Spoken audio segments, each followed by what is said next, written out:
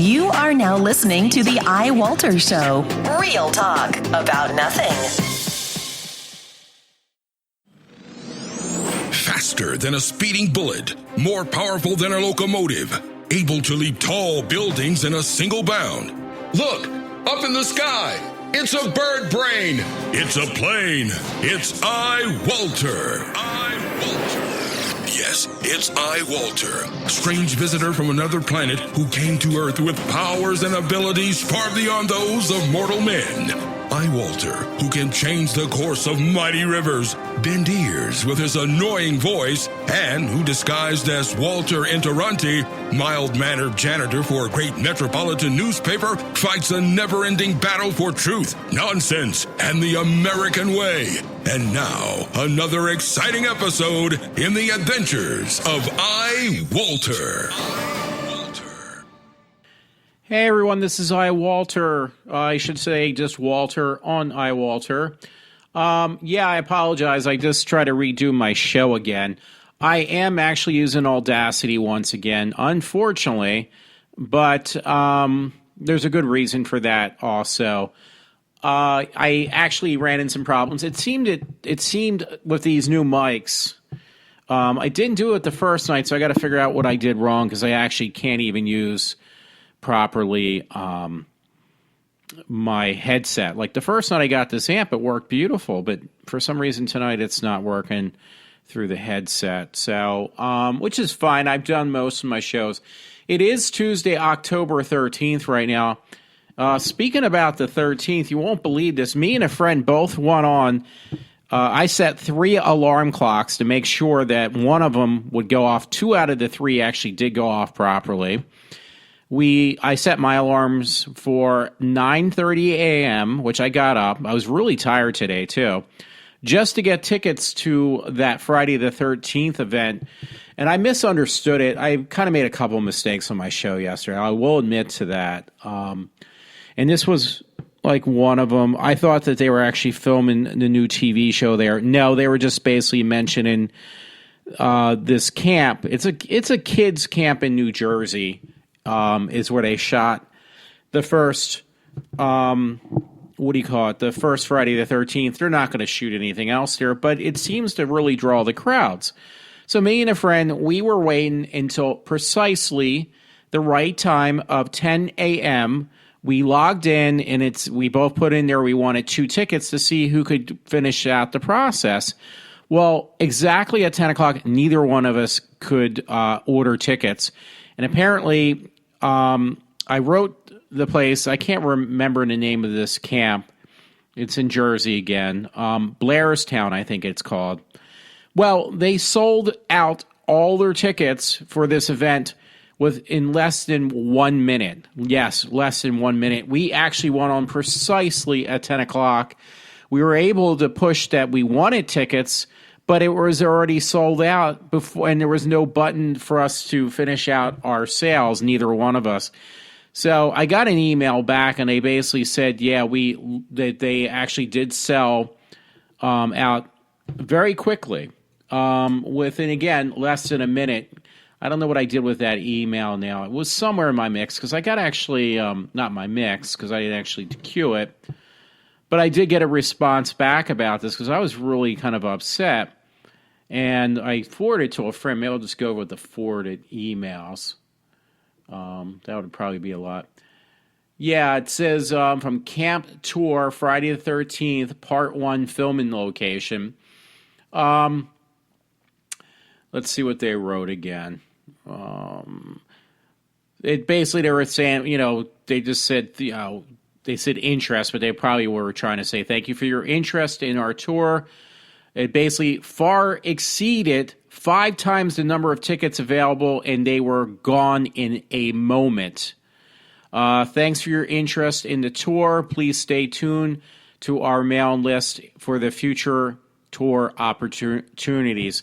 Now, the problem was with this, the last time they did a tour, because they have a real difficult time for the people that own this campground, the people that own it aren't very they're not very friendly towards us people, that are diehard Friday the 13th fans. So I hate to say it, the last time we were allowed to do a tour on there was basically 4 years ago. So that's pretty scary. And they could make so much more money, they don't realize it. Sorry, I'm taking a swallow of soda. I hope I sound fine, by the way, folks. The new setup is more professional. It's just trying to figure out how everything works properly. I try not to make the mistake I did last night. I actually talked over part of my thing. I thought it would be pretty cool, and it did not turn out that well. It actually sounded pretty bad. So, yeah, I was just disappointed in that. Oh, I actually, I was surprised. I didn't think it was going to sell this well. But I did buy, which I wasn't happy about. I mentioned this before. I bought the new album from Selena Gomez because I actually like her music. I actually like her acting. And surprisingly, the package I bought was like $67, which gives you the opportunity for pre-sales of concert tickets for next year because they go on sale, I believe, tomorrow. Well, you won't believe this. The $67 deal, there was one that was $10 more where you get a red-colored vinyl. And it's like right now I got so much crap in a small space. The last thing I want is more dust collectors. I will be buying dust collectors. That's not what I need. So the next step up was approximately like $10 more, which it's called the Rival Tour. It's going on sale, I think, probably tomorrow. I don't know. But anyway, okay, it wasn't 67. There was different package deals you get directly on Selena Gomez's website. And I will talk about some other things. I don't know if I have much, unfortunately, for the horror mix. I hope I do. I honestly don't know what I have right now. So I bought what's called, it was called the $64.98 package deal. You get an authentic autograph. They said it wasn't basically one that was printed. It's an actual authentic autograph penned. That was $65. The highest one was actually $80. And it was like, well, the only thing, the difference was you get everything exactly that I got, but you also get the colored vinyl, which I really did not want. But both that one for $80 and the one I bought for $65 have now officially sold out completely. She also had one with just a colored vinyl and pre-sale ticket access. That was $30. That did not sell out. They just have the album with pre-sales, a downloadable album. That did not sell out. And then they had one where you get the CD, you get to download it, and you get the pre-sale option. And that actually did not sell out. So the ones that sold out were the two most expensive ones, which kind of says something for Selena Gomez. That's pretty impressive. A friend said, like, the big thing right now, I guess she fired her, he said the other day, she fired her mother because she basically had gotten nude photographs. Well, I'm looking at the pictures now. She's actually got underwear on. I think she's got a little bit more taste than most of these actresses or, wannabe singers, whatever you want to call them. I give her a lot more credit than the other ones. So, and I actually like Selena Gomez. So again, I'm going to be jaded with her as well, as amongst other ones. But here's the catch, though. I was like actually looking forward to like maybe seeing her again, even if you have to buy the tickets basically a year in advance. But here's the problem. The closest place she's going to be playing around me is going to be in Newark or New York. Well, Newark is like the shithole of the country. I mean, that's the place you don't want to be found in. It's very dangerous. And I'd like to go see her. It's only like, believe it or not, that's not too bad. It's about almost 2 hours away, which sounds like a long time. It's not that bad. It's just that it's Newark. I mean, why can't it be Philadelphia or, over the bridge from Philadelphia? I've actually made that plunge. And I'm sure it's not a bad section where the concert hall is. I just don't like the fact that it's considered in Newark. I mean, what if I want to just listen, I don't want to drive back for 2 hours. I just want to basically go see the concert and find a hotel room. Well, is there any safe hotel rooms around there? I don't know. I'm actually afraid of that. And again, I think the tickets, I'll have to check my email again. So, and by the way, like I said, I like my other mic, but there was some popping noises and stuff. It was a refurbed mic, actually. The mic that I really liked that died, unfortunately, was a very nice mic I could use with garage bands and stuff, but I was just afraid. Yeah, here we go. Selena Gomez 2016 Revival Tour. I didn't like her new album. Pre-sale begins tomorrow, or actually today, I should say, on the 13th at 10 a.m. Venue time. Pre-sales end Friday the 16th. I mean, I'll look into it, but honestly, I'm just not very enthusiastic to go all the way up, to Newark. I mean, I'll take a serious look. I was hoping that she would kind of play a little bit closer to Philly, not so close to New York.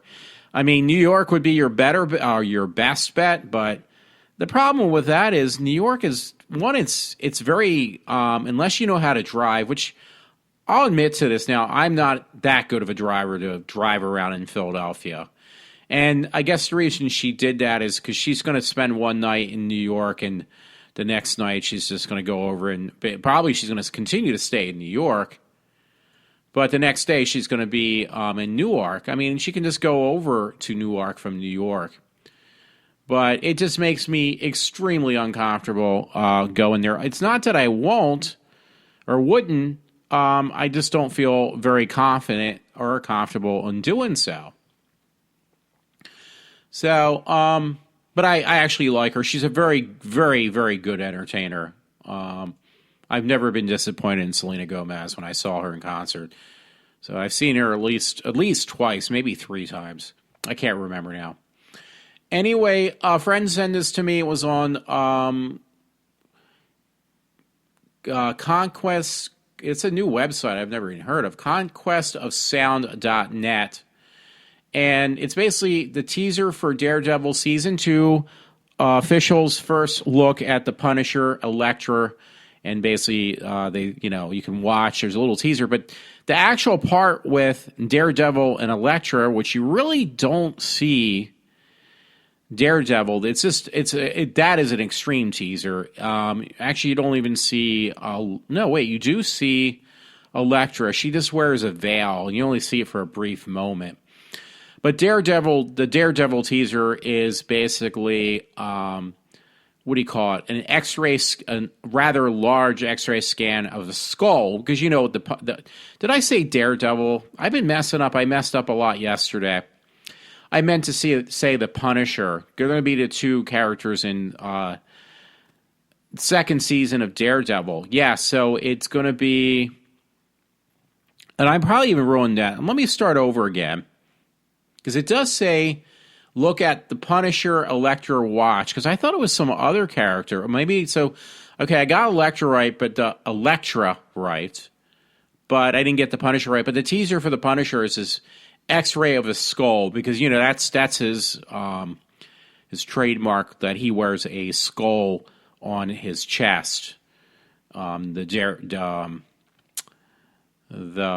Punisher. So, yeah, and forgive me, because yesterday, again, I did make quite a few mistakes. I can't remember. I was talking about those classic movies, and I kept on referring to The Mummy when actually I meant to be referring to, which I did watch the classic movie The Mummy, but I actually really was meant to discuss, or what I was discussing, I should say, was actually the film of The Invisible Man, and I basically meshed them together. So it probably didn't make much sense if you listened to yesterday's show, because what I was meant to say was, yes, I did see The Mummy, which was okay. It just seemed a little campy.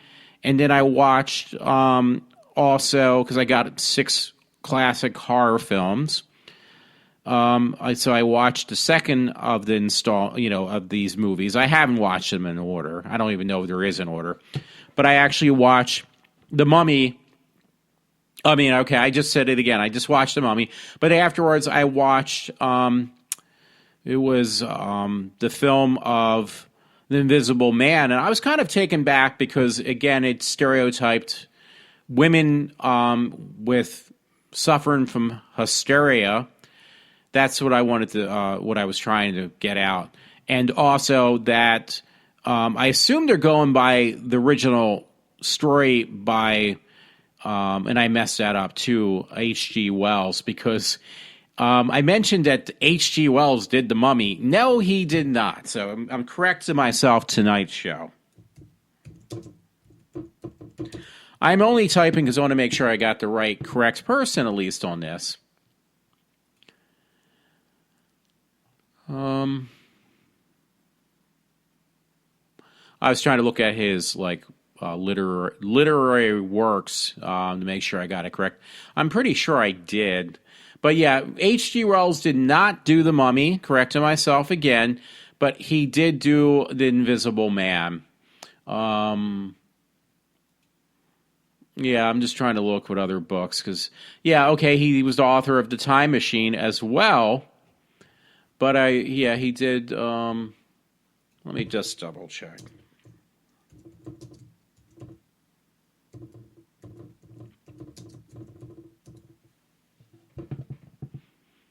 Yeah, the book of The Invisible Man was actually written also by H.G. Wells. Now, the funny thing is, you're talking 1897, so that would kind of make sense. But yeah, women were always, they were accused of being mentally ill and suffering, during that time, I believe, of suffering from hysteria. And that was a mental illness that was just common amongst women according to what the society was like back then. So I think that's what they incorporated into the film that was made years later, which was, I'm going to make sure I get that date right, because I think they have the dates as well, 1933. I don't know if that misconception on women was still alive back when they actually made the film out of the book. Because you're talking 1897 and 1933, so there wasn't too much of a span between that book and the movie. I mean, there was about, what? I'm going to take an educated guess, like 50 years probably. Actually, 6 years. 1933. Well, about 40, 50 years. Anyway, that's not important. But I did want to, like I said, correct my mistakes on what I was talking about. Yeah, and but it was also interesting how the movie was, I felt The Invisible Man was quite a violent film, and I just thought The Mummy was just some sappy, kind of over-the-top, goofy, in my opinion, love story. So... I'm just trying to go through. This was kind of actually interesting. Now, unfortunately, it's not a horror story. Is it horror related? Very in a roundabout way. If I really wanted to push it, I could say yes. And she's like, anyway, it's on bloodydisgusting.com, and it says Resident Evil stunt woman out of coma details horrific injuries. Now, they put her in a, what is it called, like a self-induced coma, because she got so severely banged up on the last stunt she did. And you look at this woman, she looks like incredible. She looks really, I don't know how else to put it, she looks like a hot-looking woman. And her name's Olivia Jackson. She's the stunt woman, for Mila Jovovich, or I can't say her name correctly, the one who plays the Resident Evil movies. She was a stunt double. She got like really banged up. And let me see. Yeah, she kind of actually, personally, she looks like, I'm drawing a blank on the name, so I have to look it up.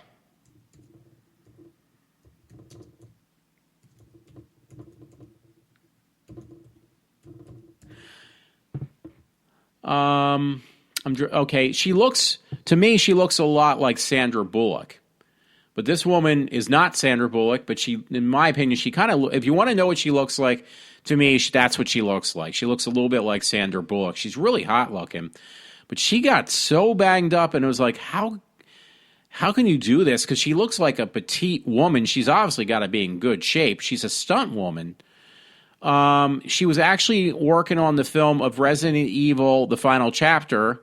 She was actually doing the stunts where she got hurt. It says Jackson was shooting a scene on a motorcycle and crashed into a mechanical camera arm, which malfunctioned. The accident was so traumatic, it said, that she had to be put into an induced coma. However, Jackson, who is an actress to Mila, Mila Jovovich, stunt double, is now awake and has made a small statement about the extent of the injuries suffered in her terrible event. And they go through it per life. It says per life is, which claims to be friend of Jackson, a screen cap states. And now I'll go through this, but it's really, like, I'm not going to get half this stuff, this terminology right. But it's pretty gross. So I'm just letting you know now, this poor woman really got banged up. It said 2 weeks in a coma. It said brain bleed, brain swelling, severe main artery in the neck, crushed and degloved face, several broken ribs, paralyzed arm, shattered scapula, broken clavicle, broken humerus, broken radius and urina. I can't pronounce that. It's ULNA, by the way, with an open wound and a 7.5 piece of bone missing, amputated thumb, torn finger, 5 nerves torn out of the spinal cord. Not my funniest day on set, she said. So she's a good sport about it. But this poor woman, I mean, she really got banged up. I mean, I know I kind of botched up reading the story, but I really felt bad for this poor woman. I'm not even kidding. I mean, I wouldn't even wish that upon my worst enemy. So, I don't know. Oh, by the way, they're showing an advertisement right now. My mother said, you should go see this film. It looks like my type of movie. Crimson Peak. So maybe if I'm off, unfortunately, for the next couple of days, I haven't gone into that yet. Looks like I wasn't allowed to return to work yet. So I might be off for a while until they figure out what they want to do with me, or if they're just going to simply get rid of me. I hope they don't try to get rid of me. So anyhow, maybe I could go see that movie Crimson Peak. But yeah, my main reason, by the way, was I looked at this poor woman and she got so banged up. I feel so horrible for this woman. I mean, I feel so bad for this woman who got banged up trying to work on that film of Resident Evil. Hey, on a lighter note, and believe it or not, it's on bloodydisgusting.com. I just saw this. James Hetfield confirms Metallica is recording right now. It says James Hetfield, frontman of Metal Titans Metallica, has confirmed that the band is currently recording the material for what will hopefully be a follow-up to 2008's Death Magnetic, which was the band's 9th studio album. So that's pretty impressive because they've been big for almost 30-some years probably. And I know that, they were the ones who kind of, I guess they had their reasons back then, but they're the ones who kind of destroyed that whole Napster thing back in the day, which they probably did many people a favor, because I know from me over the years of, when I was doing it, the whole illegal downloading of not only just music, but movies too, that catches up to you. And I almost was permanently unable to actually, have the internet at all for anything. And now I use it 99% of the time for streaming TV shows that I had purchased illegally. I wouldn't be able even to do that because I would have lost, my ability to actually pay for the internet. So that being said, I'm sorry, I just had taken a swallow. That would be one thing I wouldn't want to happen, like I would lose my internet completely. So I do pay for stuff. Anyway, going back to this story about Metallica, it says talking with EMG, Hetfield explained that there are 3 guitars that he is using for recording for the recording of the new material. At which point he pulled each out and explained a bit of the history behind them. It's pretty fascinating as a guitarist to see each instrument and to see the wear and tear they've endured, as well as the love that each have received. I only hope that my electric guitar one day has as much character and splash on it. So there's a little bit more, but I'm just trying to see. So I didn't notice. So they've been in hiatus for 8 years now. That seems like it didn't. Well, I guess it does seem like they've been off the charts. I mean, not the charts, but they've been off the off the scales for a while. Like nobody's heard of like Metallica for quite a while. Now they're ready to come back. So that's pretty neat. So I thought it was interesting. There was something that caught my eye. It looked like Ben Affleck in the Batman costume with his actual physical face.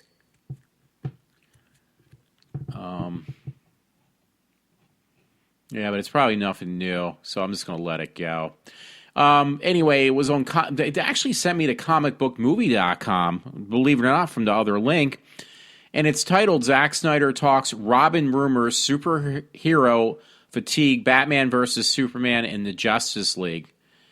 The bullet point is, before addressing how he's overseeing the DCEU, Batman vs. Superman, Dawn of Justice director Zack Snyder talks about the craziest rumor he's heard about the movie, and he also addresses Steven Spielberg's recent remarks about superhero films. Check it out.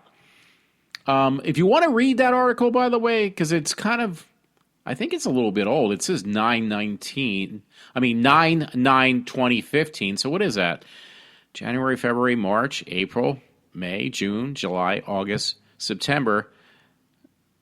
Yeah, it's a couple weeks old. So yeah, you have to go back a few weeks. But it came up when I was reading that one on James Hetfield and Metallica. So at this point, I just kind of want to wait. Oh, that was funny. I was seeing some article, I guess sent it as a joke to a friend, by the way. But it was these women at, these girls at Comic-Con. I guess it was the one in New York. They were bitching, complaining how guys were basically giving them cat calls. Well, it's like, well, no offense. You are kind of like, most of these girls dressing scantily, what do you call it? They're scantily clothed. They're barely dressed or halfway naked, however you want to put it. It is going to basically grab a guy's attention. It's just a male thing to do. And, you're going to say, well, they should know better. They should know to control their behaviors. I mean, I do. I'm just too afraid to say anything because I'm afraid of everything that even if I look a certain way, they're going to call the cops on me. So I just basically I'm a mess. But for a normal guy, that would be the normal thing to do. So the best way you avoid this situation is not to dress that way. If it bothers you that much, because you got to expect that to happen. I'm sure sometimes, because I've seen that in the last couple of years where guys dress up in like Wonder Woman costumes. They dress up like women. They dress in drag. These are straight guys. I can tell they're straight guys. They're just trying to have fun. So, I think also they do. It's on a different level, though. They're probably, obviously it's more of, what do you call it? They're being joked upon when they're getting cat calls with them. But that's probably just as worse that they're being picked on, but did they let him bother them? Did they stop doing it? No, because I even seen some guy who dressed like, what was that from the original Silence of the Lambs? Billy, was it Billy, that serial killer?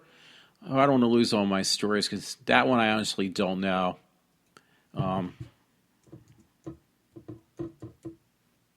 So give me a minute.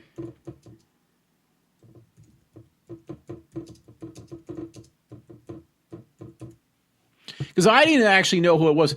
Okay, Buffalo Bill. Yes, there was a guy. It was like he had like nothing hardly on. He barely covered his penis. And I was like, dude, you're just hanging out everywhere. It was a skinny kid, a skinny guy, whatever you want to call it. And it was like I had no freaking clue. This is when I went to the comic book convention in New Jersey, Atlantic City, I think this year or last year. And then he finally mentioned, he says, yeah, I'm dressed up like Billy the Kid. It was like, oh, I didn't even know. And Billy the Kid, I just got it wrong again. Now I have to go back again. I can't believe I just messed it up that quickly. Oh, shit. I don't want to lose my stories.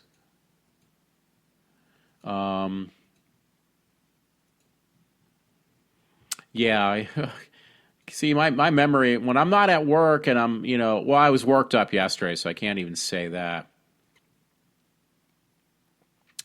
So, it's not Billy. Okay, Buffalo Bill. So, yes. Yeah, he was dressed up like Buffalo Bill. I didn't understand that whole concept until he mentioned it. It was like, oh, okay, I know what you are now. But the point was, though, I'm sure he got like people, like girls and stuff. Don't get me wrong, don't act like you're innocent women out there, because you're just as bad as the men. And I'm sure that guy got hooted at a lot and his ass grabbed and stuff. But I'm sure he just figured this is going to happen when I'm here. So I'm just saying. By the way, here's one of my freaky stories, I guess. Unfortunately, it's not a Halloween story. So thank you, Todd, for this story. PIX11, woman allegedly duct taped kids and made them watch Mommy Dearest. Now, this woman, she looked a lot older than what they're saying she is. I'm sorry, but they said she was only 29 years old. And it said that her boyfriend helped in this situation where she has two kids. And again, the boyfriend of this woman helped duct tape her kids to a chair, and she made her kids watch the movie Mommy Dearest. And the reason she did this was she wanted to show her kids what a real bad mother is like, so she forced them to watch this film. And they made the joke in this article, by the way. They said, well, hopefully they didn't use wire hangers on the kids or, this woman. So it's kind of like tongue-in-cheek humor in there, but obviously the woman's pretty demented, too. They said this article was actually originated from The Smoking Gun. I guess it's according to the affiliate obtained by The Smoking Gun, the 28-year-old told police she insisted her 4- and 7-year-old sons sit through the film after they called her the meanest mommy. Yeah, and it says Lucas wasn't home at the time and knew that her boyfriend, 29-year-old Glenn Oliver, had duct taped her sons while babysitting them, and at her request to put on the film.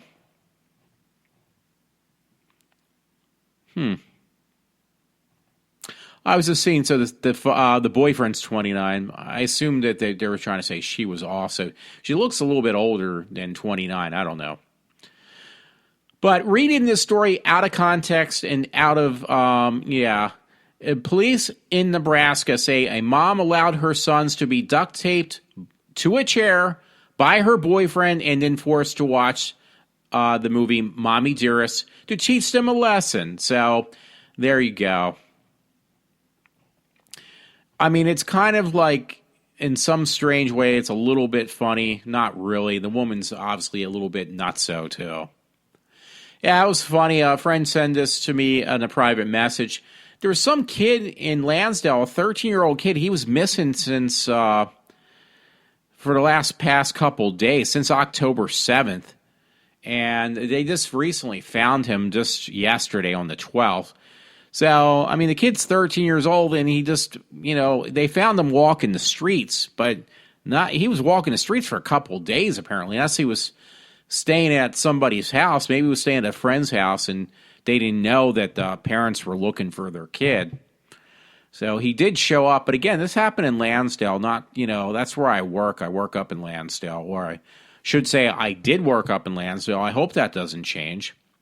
But they said they reported this in, I guess, the local Reporter newspaper, and somebody actually was able to identify the kid, and they called it in to the police, and they were able to get the kid. So thank God he was safe.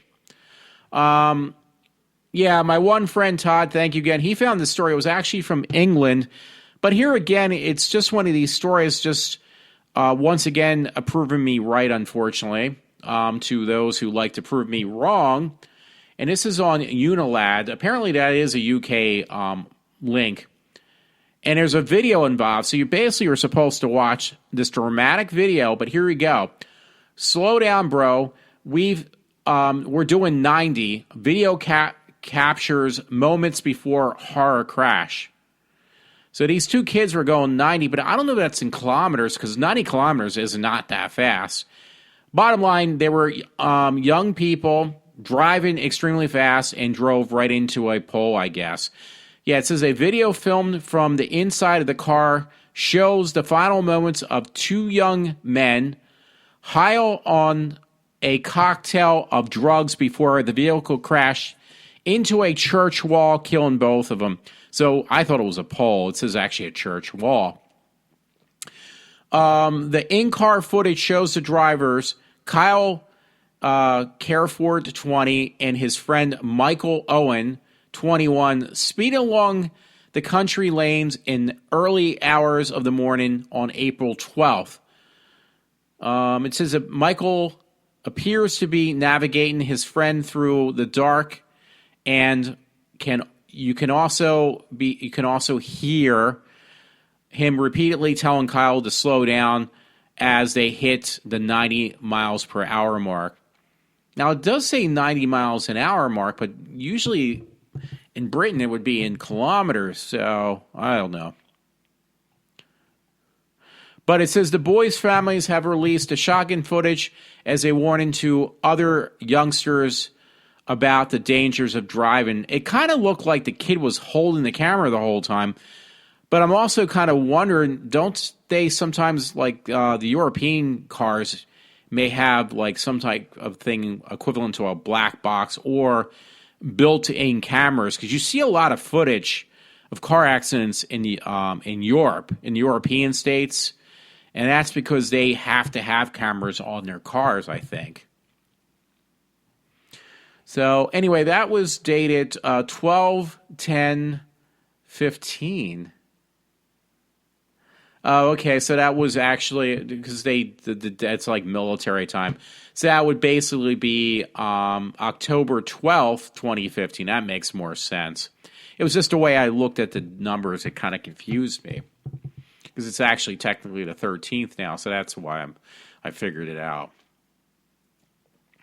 Yeah, there's another one. Thank you, Todd. He found this article too. Also, Channel 6 Action News. In Philadelphia, a 2-year-old gets a gun and shoots grandmother in South Carolina. Now, the kid, it was a 2-year-old, so I don't think he did anything intentionally, but the gun was in the back seat. Because usually when you have a 2-year-old, you have to put the kid in the back. Well, the kid saw this gun. It was a .357 revolver in its pouch, in the back of her seat. And the kid just decided to pull out, and he didn't know any better. He thought it was just, a toy, and he shot her in the back. So it says Rock Hill, South Carolina police say a 2-year-old South Carolina boy found a gun in the car and that he was riding in and shot the grandmother in the back. I think she's okay, if I remember what I had read earlier. Authorities were trying to determine Monday whether to file charges against the mother's sister who owns the gun. Yeah, because you shouldn't really have that around kids, and especially with not having, don't those guns, I would assume, have like some type of safety catch? Obviously, she did not have one on. The Rock Hill Police Captain Mark Bollinger said the 40-year-old woman is expected to survive, so okay, she's okay. She and the child were riding in her sister's car on Sunday afternoon when the boy found a, again, .357 revolver in the pouch on the back of the front seat and fired the weapon. So basically, she had it harnessed to the back of her seat. That's kind of weird why you would do that. Bollinger says the injured woman's sister owns the revolver, so the woman who got shot was the one who owned it.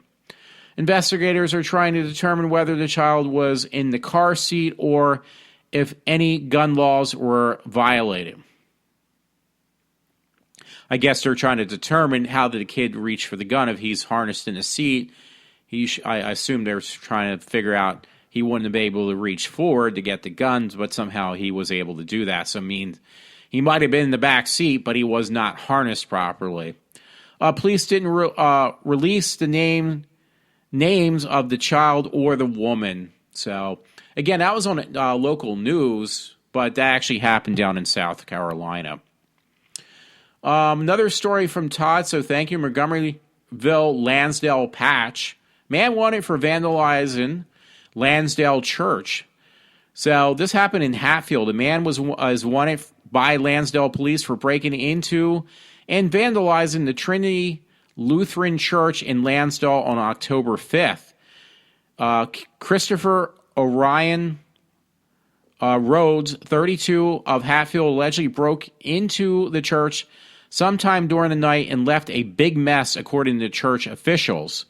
There was only a small amount of damage, the church said, but much of which has been already repaired. The only thing is, they stated in this article, a large red pastor's book on the altar was destroyed, but no other Bibles or hymnals were damaged in the church. Just this one particular book was, though, the pastor's book. They're just basically putting, quote, unquote, please pray for this man, a spokesman for the church said on Monday as the police search for Rhodes. So I guess the guy is obviously, they know who it is. He must have been arrested before because he's got a mugshot here. But I guess they're in pursuit of looking for him. Anyone with any information about Rhodes, about Rhodes' whereabouts is asked to please to contact the Lansdale Police Department at 215-368-1801, and it's his image courtesy of Lansdale Borough Police. So, you know what? I saw that picture. I just automatically assumed they already had the guy, but that's like a mugshot from a previous time. At least it looks like one. Anyway, yeah, this is a little bit pertaining to Halloween, and this was on offbeat.topics.com. So if you're easily offended, I would suggest don't look at that link because I kind of find it funny. I mean, it is very inappropriate, though. And the reason is, I'm sorry, I shouldn't be laughing. What were they thinking? 45 times people wore absurdly racist Halloween costumes. And unfortunately, a majority of them are with people in a blackface. So I'm just giving you a heads up. If that offends you, I probably would say you probably want to stay clear of the link called offbeat.topics.com. Yeah, and it's not just picking on African Americans. It just seems like that's a majority of what you're going to see. But, white people in blackface costumes, but there's also a few of other nationalities. But again, the majority of them are, unfortunately, the stereotypical ones against African Americans. So I'm just letting you know now. I don't know. I was just curious. It's like one of those things you just have to kind of, you don't have to, but it just caught my attention, I should say. On a lighter note, by the way, for people, Halloween's always a big time of year. And this was on MeTV, and it's a lighter one. It says 18 fabulous Star Trek costumes and fashions from the original series. And some of those women on the original series, because that one woman's dead now. I think she was the nurse assistant, the blonde-haired lady. She, for some reason, I always had the hots for her. She died just not too long ago. But you know what? I will not be able to read these names off correctly because I'm not a big Trekkie fan as much as I'm a Whovian fan, so I really wouldn't know how to pronounce these names right. But it is on MeTV, and it's, again, 18 fabulous Star Trek costumes and fashions from the original series. It was dated yesterday in the afternoon. Because there's like one, like they give the names of the stories too. Like one was from the episode called Shore Leave, and the other one is by Any Other Name was another episode. It looked like Klenda. Miranda Jones is in an episode called Is There No Truth in Beauty? So these are costumes like would be excellent costumes for Halloween. Then there was like costumes from an episode called A Taste of Armageddon. I'm probably going to be a little bit better just reading the titles of the episodes, and you can kind of figure out if you look at the article, like what costumes they're referring to. Because there's one with the Vulcan Executioner in Among Time. And then there's, they suggested from, that was number 5, by the way. I will have them name off the numbers. Number 6 was from an episode called Friday's Child. There's costumes in there they said would be pretty good for Halloween. Number 7 was the Gamesters of the Treckleston. See, that's the thing. I don't really follow these episodes. That was number 7. This one is easy because it's recognizable to me. And number 8 was Khan in Space Seed. Dressed as Khan, the original Khan, which I liked much better, even in the original movie. Number 9 was Spock in Assignment Earth. The next one, 10, is Way to Eden. There's this really hot-looking woman. I can't read her name off. They were all really hot because that was the thing about Gene Roddenberry. He made sure he got, like, the hottest-looking women.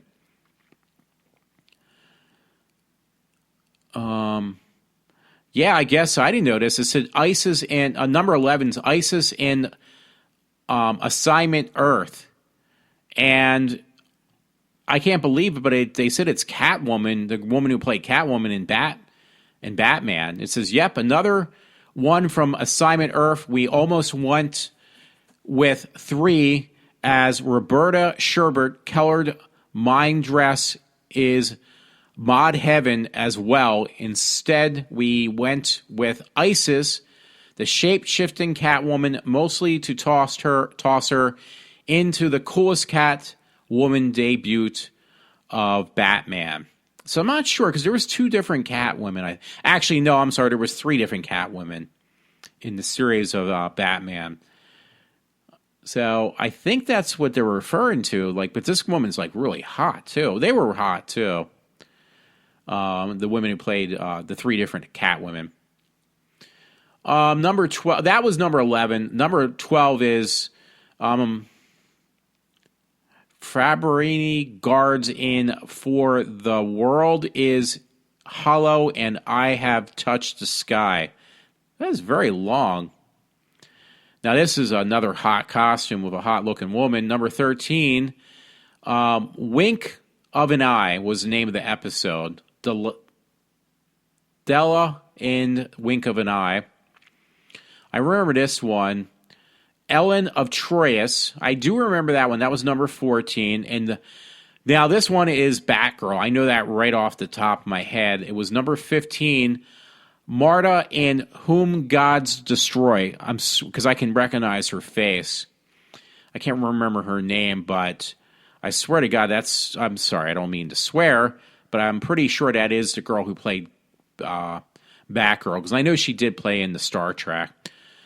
Oh, yeah, they're saying, yeah, this one definitely is one of the Catwomen, one of the three. She played actually in the Catwoman in the movie, the Batman movie from the 60s.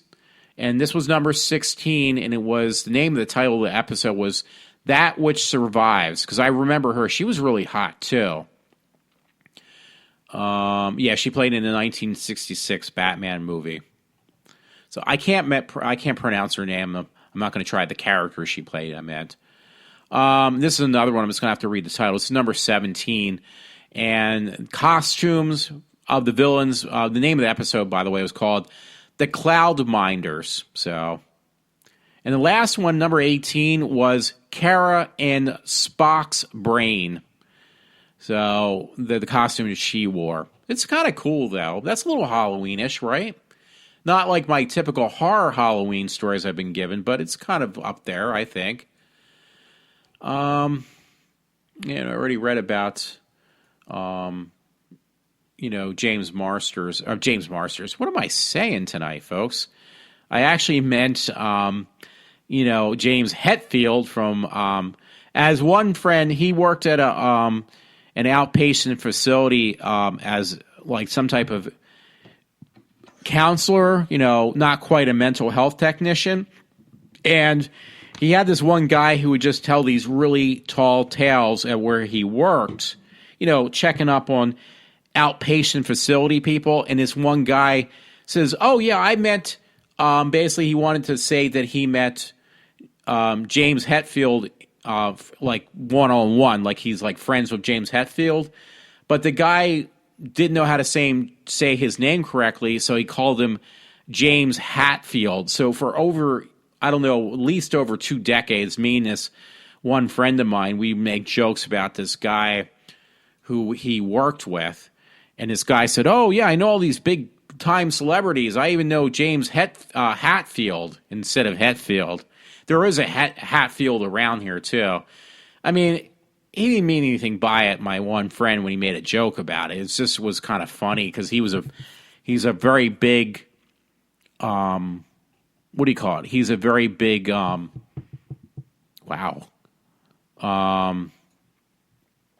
fan of Metallica, was. I don't think he's as big as he used to be. But it was just kind of, entertaining. So, yeah, you know what? I am so sorry. I don't have much to say. And I hope I didn't sound too bad. Because right now I really wanted to get off Audacity and go back. And I will eventually, once I figure out how to do so, go back to using, I'm going to have to read this one, CNET. Go back to using GarageBand, because I do like that much better. It's just I don't want that echo effect happening. And when I figure out how to get rid of that and a few other little fine-tuning things I have to fine-tune, then I will be back once again on my GarageBands. Anyway, I'll leave it with this story. This is kind of interesting. It actually kind of caught my attention right now. And, yeah. Oh, God, it's some stupid commercial. Stephen Hawking says he should be more frightened of capitalism than robots.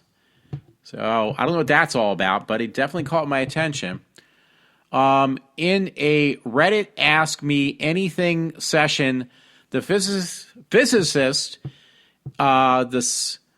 expresses more concern about economic inequality than about artificial intelligence.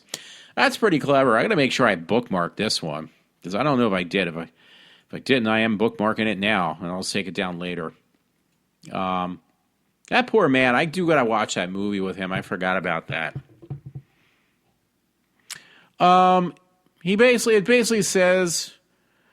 Oh wait, it says something on top though. Technically incorrect offers a slightly twisted take on the tech that has taken over our lives. I hope that's not an advertisement I just read. Anyway, it says if only worries could be polarized, if only our minds and souls could decide that one was bigger than another and treat it that way. Sometimes, though, multiple worries cascade upon us. I haven't read this yet, so obviously this is going to be really horrible for me because I'm just like reading this for the first time. It says physicist Stephen Hawking,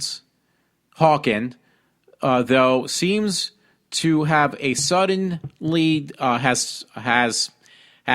discovered something more worrisome than robots. Last year, he was concerned that humans were evolving so slowly that artificial intelligence might walk all over us.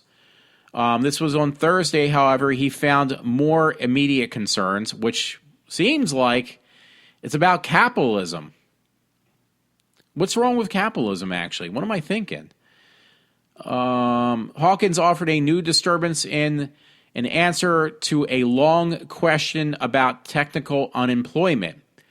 If machines produce everything we need, the outcome will depend on how things are distributed.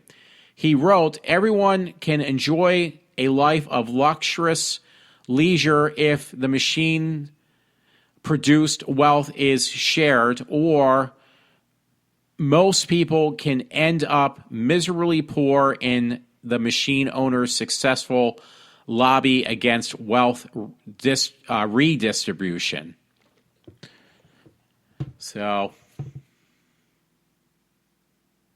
I'm kind of looking at this because I don't want to like really throw people off if anybody is actually listening to me.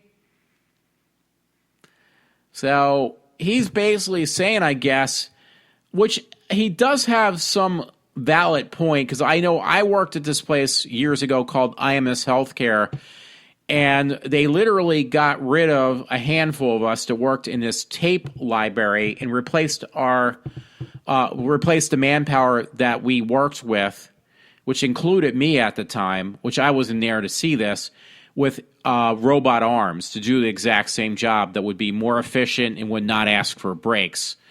So he does have some valid points, and even where I work now, man has been replaced with machines at a much more cheaper cost. So, yeah, there is some truth in what he's saying, I guess. So,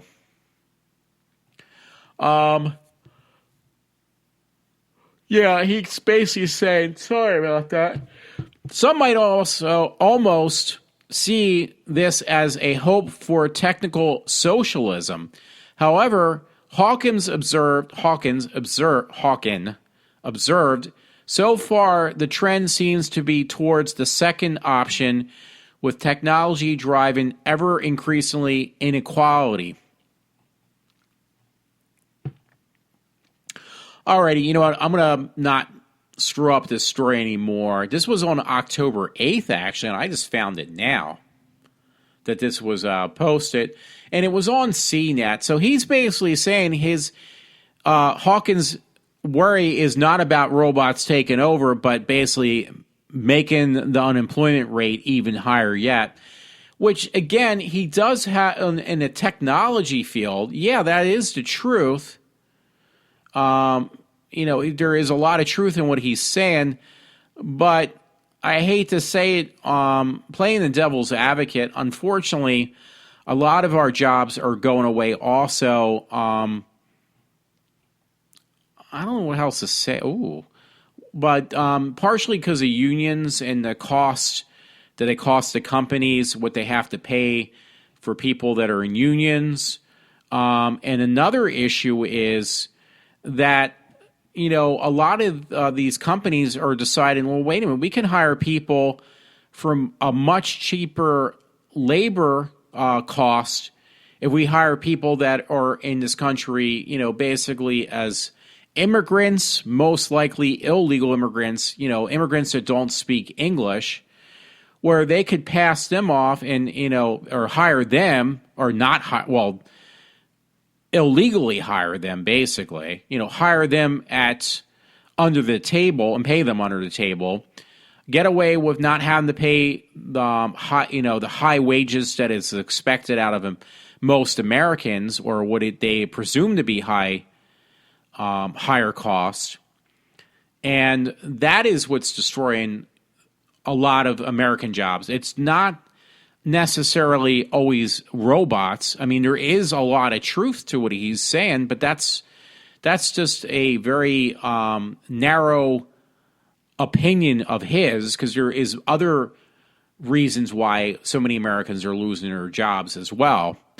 And that's, again, what manufacturers are forced to pay out to their employees or the people they hire, and two, that they can find cheaper sources of labor where they don't have to, even claim them. I'm sure there's a lot of that going on.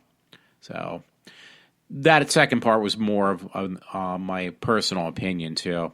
Hey, I just saw this. This said 10 hours ago, so I'm going to have to bookmark this now and put it on my Facebook page.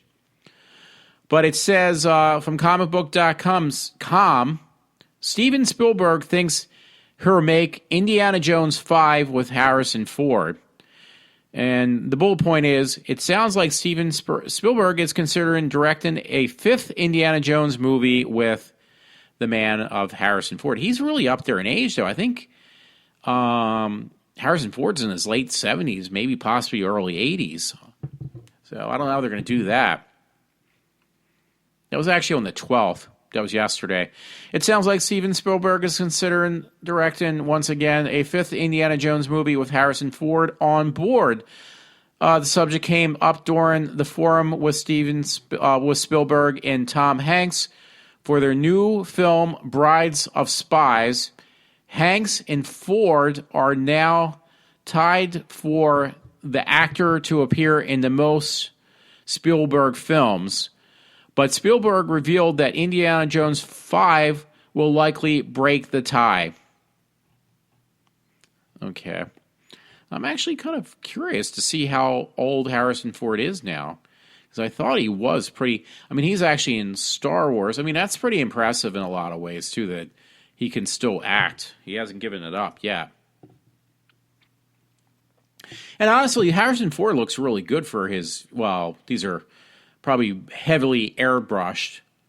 Let's see. July 13th, 1942. He's 73, so I apologize. I actually shaved on a few years of his life.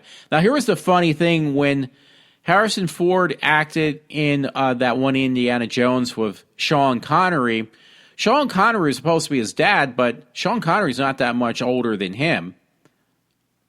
Okay, well, not by much. So Harrison Ford is 73 and Sean Connery is 85. So, I mean, honestly, there really isn't that much of a difference in their age. So, let's see. Because I'm dumb.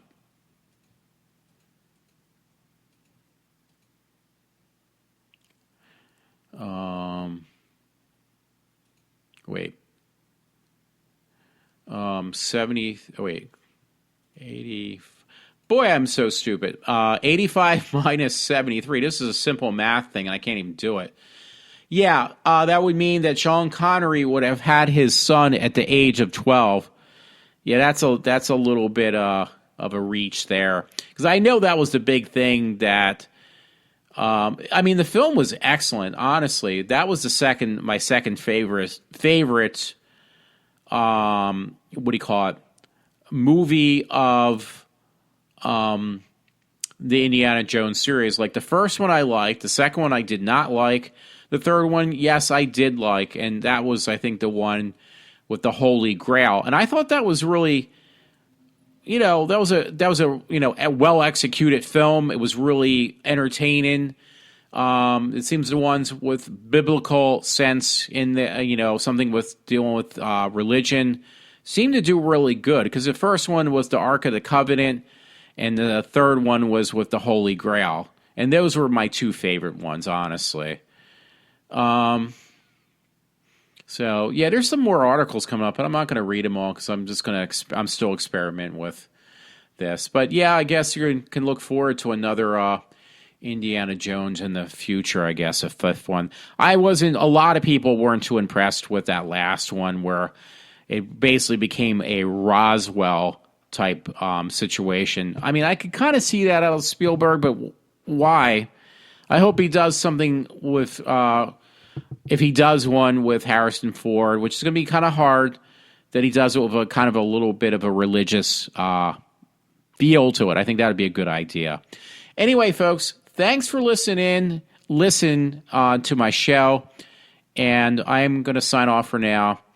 It looks like I've been going for a little over an hour, so that's fine for me. And everyone, have a good morning on this Tuesday, October 13th. So I am signing off for now. Thanks again for listening if you are. All right, folks, this is Walter.